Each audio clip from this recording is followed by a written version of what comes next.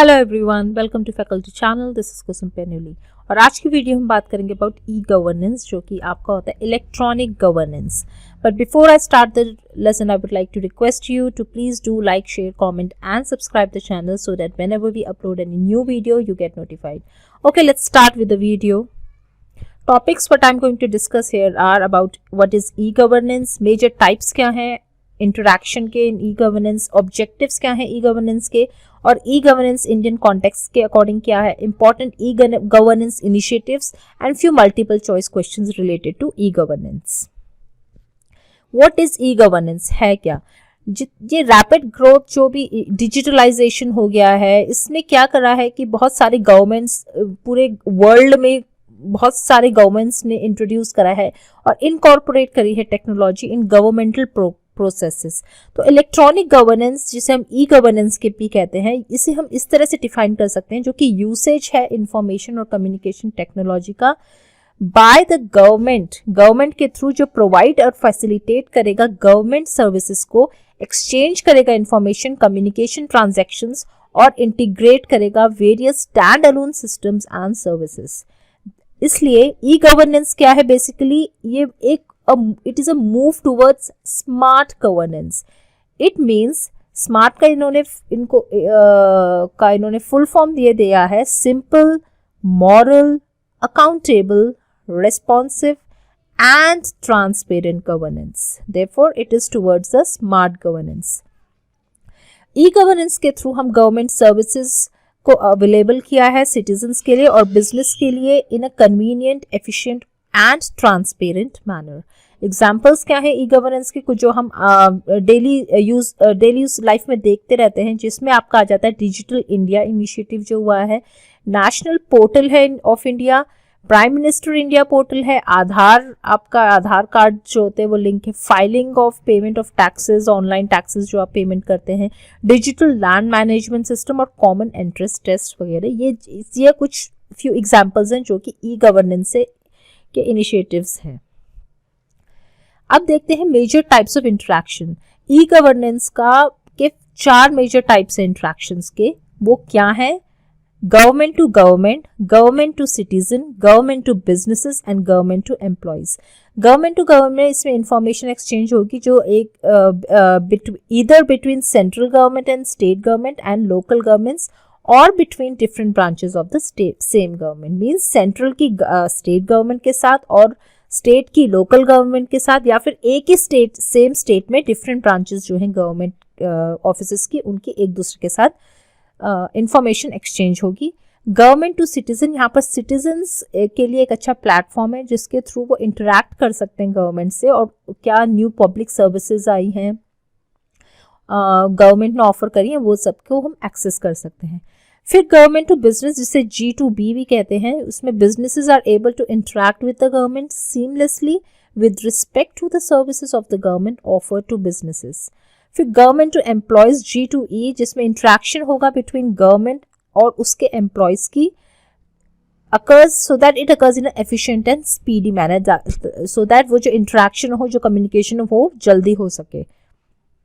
Now objectives क्या है ई governance के? सपोर्ट करना और सिंप्लीफाई करना गवर्नेंस का for government, citizen and businesses.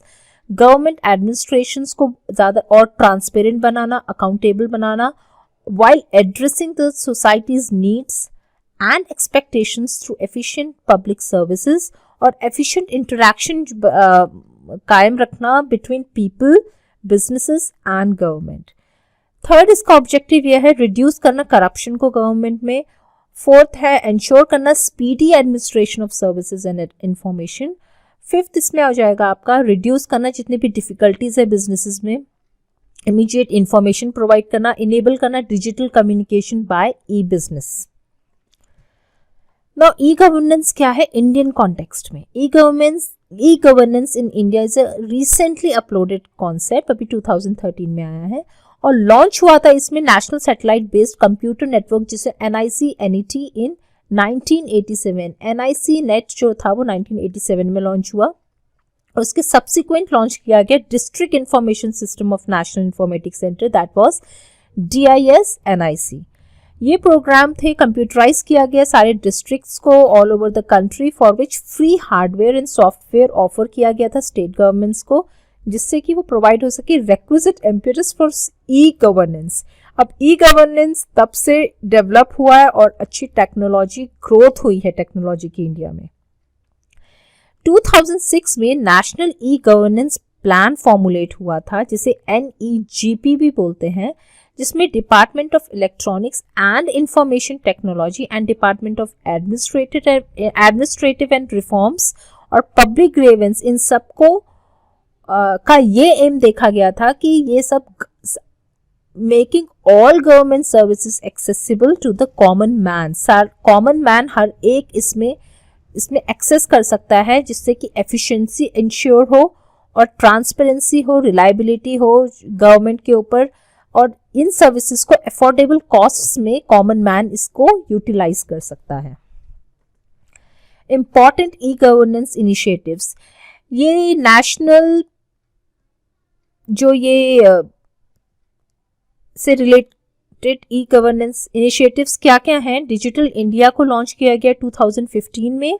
क्यों? एम्पावर करने के लिए country digitally. It's main components क्या हैं इसके? Developing a secure and stable digital infrastructure, deliver करना गवर्नमेंट सर्विसेज को डिजिटली, अचीव करना यूनिवर्सल डिजिटल लिटरेसी।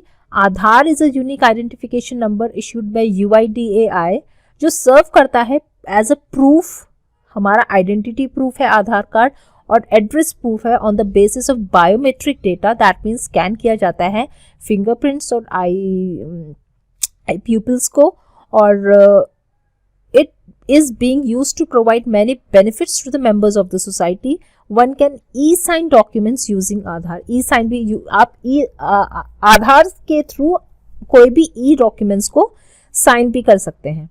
MyGov.in ये एक नेशनल सिटीजन एंगेजमेंट प्लेटफॉर्म है, जहाँ पर लोग शेयर कर सकते हैं अपने आइडियाज और इन्वॉल्व हो सकते हैं और matters related to policy and governance.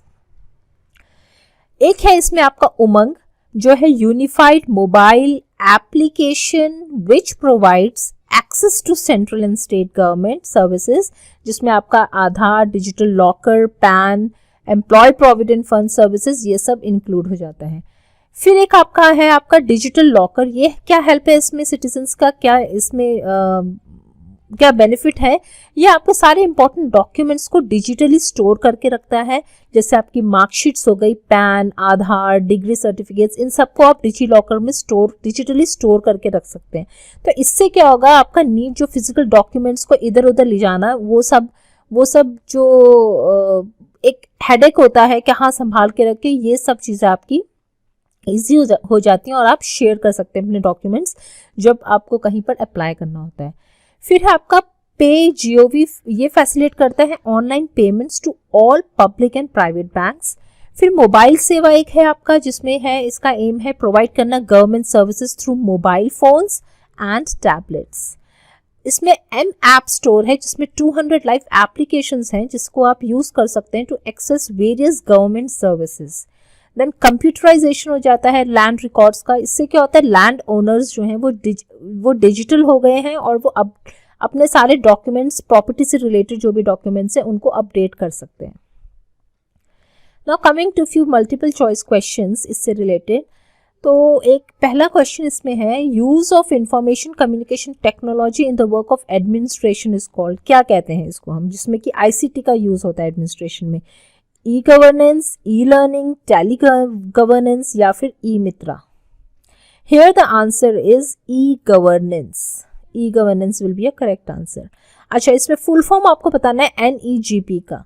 Northern e governance plan, northern e governance program, national e governance plan या national e governance program. Here आप यहाँ कंफ्यूज हो सकते हो अब within plan and program if you don't know the answer कि क्या है। तो therefore but the correct answer here is national e-governance plan, hence the option 3 is correct।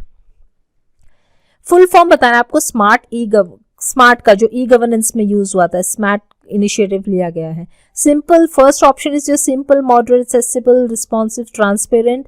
Significant, modern, accurate, reasoning, transferable, या simple, model, accountable, responsive, transparent. या none of the above.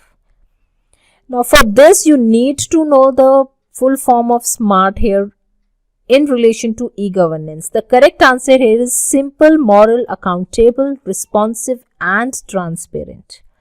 Okay, the last question here is, in which year was NIC Net launched? कौन सी year में launch हुआ था? 1983, 1987, 1990 या 1994? The correct answer here is 1987. Okay, thank you so much for watching the video, and this is for now. Keep learning, be motivated, and please do like the video and please do comment for more such videos. Thank you so much. Bye bye.